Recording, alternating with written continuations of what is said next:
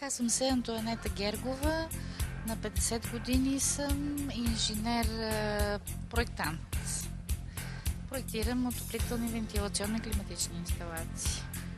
Защо реши да се запише за групата и как разбра за нея?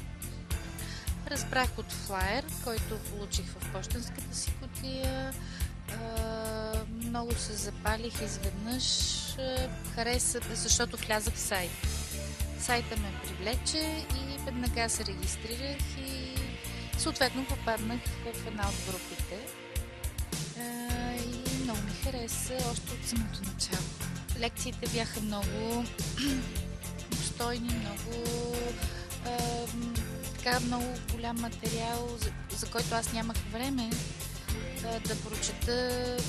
И човек чете от списания, но не толкова задълбочено. И много ми помогна самата теория. Страшно много ми помогна.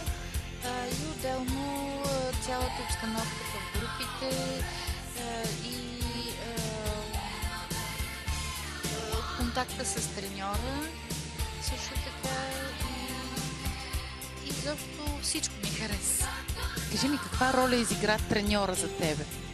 Ами, доста голяма, защото някак си се получи контакт от самото начало и аз сега го усещам и по-нататък виждам как се случват нещата и когато това се осъществи, ти безусловно започваш да му вярваш на този човек, защото виждаш резултатите на лице.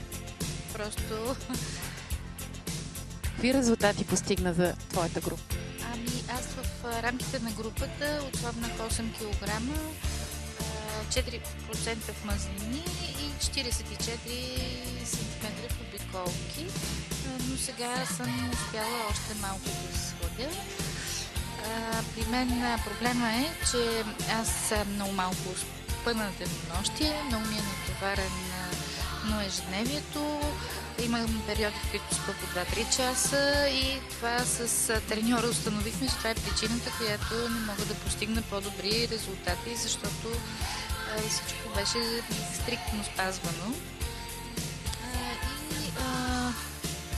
Но постепенно виждам, че дори да не спазва човек 100% нещата, вече машината се е задействала и нещата вървят все по-добре и по-добре. А трудно ли ти беше да отслабнеш? Стоя ли гладна или нещо да ти беше сложно? Не, изобщо. Нищо, всичко беше много лесно, много приятно в групата и всичко ставаше постепенно и от само себе си като че ли. А как се чувстваш сега? Ами много добре се чувствам, това го забелязват не само аз, нали, всички околни, което е много добре, защото още повече ти дава амбиция да продължиш напред.